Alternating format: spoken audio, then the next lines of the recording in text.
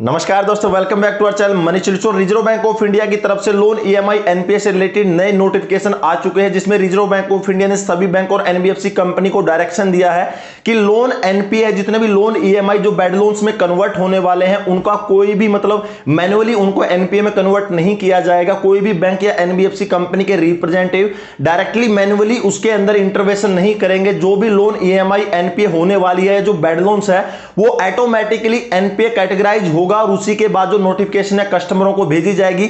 अगर आपको याद हो कि 15 सितंबर 2020 को रिजर्व बैंक ऑफ इंडिया ने सभी बैंक और एनबीएफसी कंपनियों को डायरेक्शन दी थी कि जितने भी लोन ईएमआई है, जो बैड लोन्स है, अगर वो एनपीए की कैटेगराइज पर हैं या जो बैड लोन ज्यादा बढ़ रहे हैं तो ऑटोमेटिकली उनका एनपीए होगा। लेकिन उसके बाद आपको पता कि पेंडेमिक की वजह से, कोरोना की वजह से बहुत सारी चीजें नहीं हो पाई। अभी दोबारा से रिजर्व बैंक ऑफ इंडिया ने सभी बैंक और एनबीएफसी कंपनियों को डायरेक्शन दिया है कि जितने भी बैड लोन्स है या जो लोन कन्वर्ट होने वाले हैं, उनका एनपीए जो कैटेगराइजेशन है वो डायरेक्टली ऑटोमेटिकली आईटी बेस्ड होगा। कोई भी बैंक या एनबीएफसी कंपनी मैन्युअली उसको एनपीए में कन्वर्ट नहीं कर सकती। रिजर्व बैंक ऑफ इंडिया ने अपने नोटिफिकेशन में क्लियर किया कि जो ये एनपीए कैटेगराइजेशन है 5 स्टेप में कंप्लीट होगा। 5 स्टेप पूरे होने के बाद ही कोई भी लोन ईएमआई एनपीए होगा। रिजर्व बैंक ऑफ इंडिया ने अपने नोटिफिकेशन में कहा कि जो loan EMI NPA automatically system है आईटी बेस्ड, ये 5 स्टेप में कंप्लीट होगा।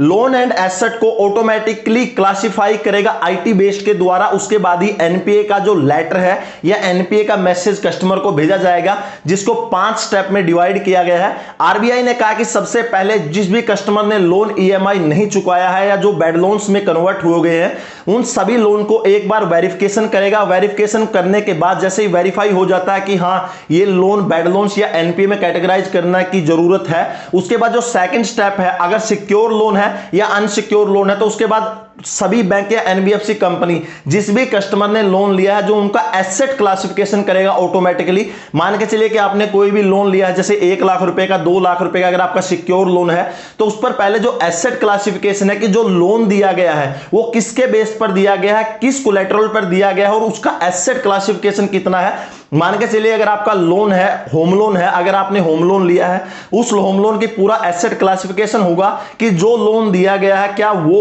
रिकवर हो पाएगा या नहीं हो पाएगा। जैसे कि कार लोन है, अगर 3 लाख रुपए की कार है, उसके ऊपर 3 लाख रुपए का अगर लोन लिया गया है तो उसका एसेट क्लासिफिकेशन होगा कि हम इसको एनपीए में कब कन्वर्ट करें। पूरा एसेट क्लासिफिकेशन होने के बाद जो ऑटोमेटिकली होगा, इसमें किसी भी बैंक या एनबीएफसी कंपनी के रिप्रेजेंटेटिव का हाथ नहीं रहेगा।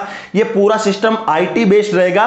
थर्ड स्टेप में बैंक या एनबीएफसी कंपनी रिस्क रेशियो देखेंगे। आरबीआई ने नोटिफिकेशन जारी किया है कि थर्ड स्टेप में उनका रिस्क रेशियो देखा जाएगा कि वो रिकवर होगा या नहीं होगा। मान के चलिए जैसे जितने भी सिक्योर लोन है, उन सिक्योर लोन में आपको पता होगा कि पूरा कोलेटरल बैंक के पास गिरवी रहता है। जितनी भी संपत्ति के ऊपर लोन लिया गया, चाहे वो गोल्ड लोन हो, आपका होम लोन हो या फिर कार लोन हो, व्हीकल लोन हो, उनका जितना भी रिस्क रिगार्डिंग रेशियो है वो देखा जाएगा कि हम इसको एनपीए में तो कन्वर्ट कर रहे हैं, लेकिन क्या एनपीए में कन्वर्ट करने से पहले उसका जो रिस्क रेशियो है उसको देखने के बाद ही डिसाइड करेगा बैंक का आईटी सिस्टम कि इसको एनपीए में कन्वर्ट करना है या नहीं करना। नेक्स्ट स्टेप में जो दोस्तों आपकी जो कोलेटरल है और जो जॉब प्रोफाइल है, रिजर्व बैंक ऑफ इंडिया ने क्लियर किया है कि उसमें आपका रिस्क रेशियो में आपकी जो प्रोफाइल है कि एक्चुअली आप कोरोना पेंडेमिक से आप प्रभावित हुए हैं, नहीं हुआ, आपकी अभी जॉब चल रही है नहीं चल रहा है, पूरे डॉक्यूमेंट्स के साथ पूरा आपका रिस्क रेशियो देखने के बाद ही बैंक उसको एनपीए में कन्वर्ट करेगा। नेक्स्ट जो फोर्थ स्टेप आरबीआई ने बताया कि जो आईटी सिस्टम के द्वारा सब क्लासिफिकेशन होगा, उसके बाद ही एनपीए डिसाइड होगा। ऐसा नहीं है कि डायरेक्टली कोई भी बैंक का रिप्रेजेंटेटिव उसको ऑटोमेटिकली एनपीए में कन्वर्ट कर देगा। पूरा एसेट क्लासिफिकेशन होने के बाद ऑटोमेटिकली कन्वर्ट किया जाएगा। और अगर बैंक या एनबीएफसी कंपनी को ये पूरा जो आईटी सिस्टम है, अगर उसमें क्लियर हो जाता है कि ये एनपीए में लोन जाने लायक है, तो उसके बाद जो एनपीए का मैसेज है या लेटर है डायरेक्टली आपको घर पर रिसीव होगा। आरबीआई ने यह भी कहा कि अगर आप 30 जून 2021 से अपने लोन ईएमआई की पेमेंट नहीं करते तो हर महीने आपको रिमाइंडर मैसेज भेजा जाएगा कि आपने जो लोन है ईएमआई है वो पेमेंट नहीं की है तो कर दीजिए। साथ में अगर एनपीए में कन्वर्ट होता है तो एनपीए का भी जो मैसेज है सबसे पहले आपको रिसीव्ड होगा आपके रजिस्टर्ड मोबाइल नंबर पर।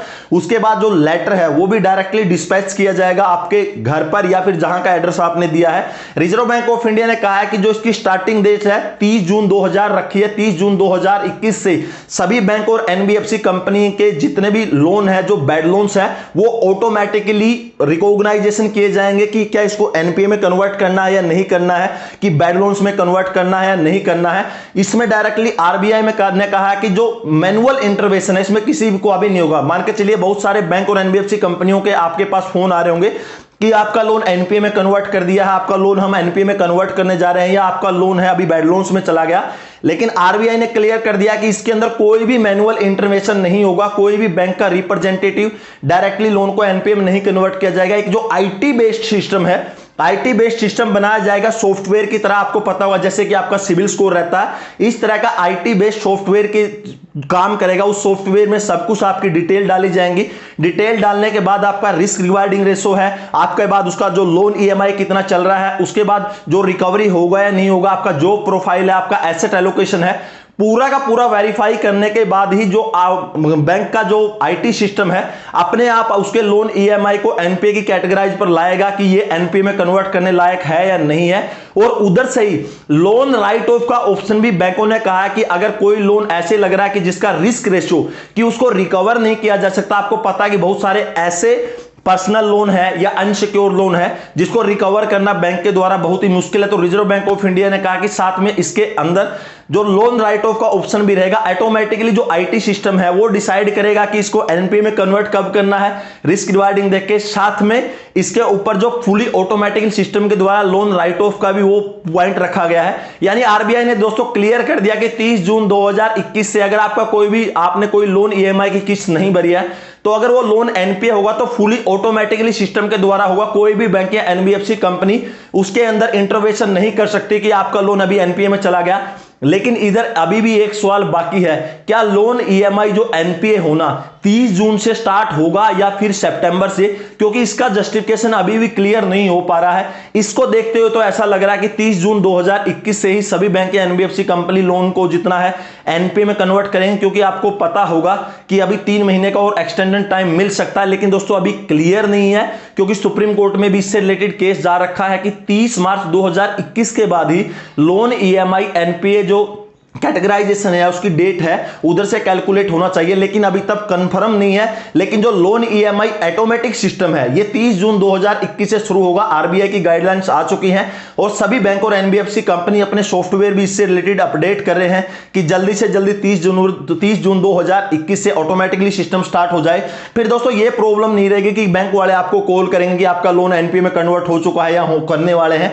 वो डायरेक्टली पूरा आईटी बेस्ड पर ही पूरा सिस्टम काम करेगा। और दोस्तों आज रात को मैं 8 बजे लाइव आ रहा हूं। अगर आपका कोई भी सवाल है लोन ईएमआई से रिलेटेड, एनपीए से रिलेटेड, मोरेटोरियम से रिलेटेड, इंटरेस्ट वेव से रिलेटेड, क्रेडिट कार्ड से रिलेटेड, पर्सनल लोन से related, education loan, secure loan, unsecure loan, अगर आपका किसी भी तरह का कोई भी पॉइंट है तो प्लीज आज रात को 8 बजे मनी सॉल्यूशन चैनल पर लाइव आ जाएगा। सभी की क्वेरी को मैं एक एक करके जस्टिफाई करूंगा और सभी के जितने भी डाउट्स हैं वो मैं क्लियर करूंगा। फाइनली दोस्तों आपको ये वीडियो कैसी लगी? अगर अच्छी लगी तो लाइक कीजिएगा, कोई कमेंट है तो कमेंट सेक्शन में कमेंट कीजिएगा। इसी तरह से नॉलेजेबल टॉपिक पर वीडियो पाने के लिए चैनल सब्सक्राइब कीजिए। तो दोस्तों नेक्स्ट वीडियो के लिए तब तक जय हिंद, वंदे मातरम।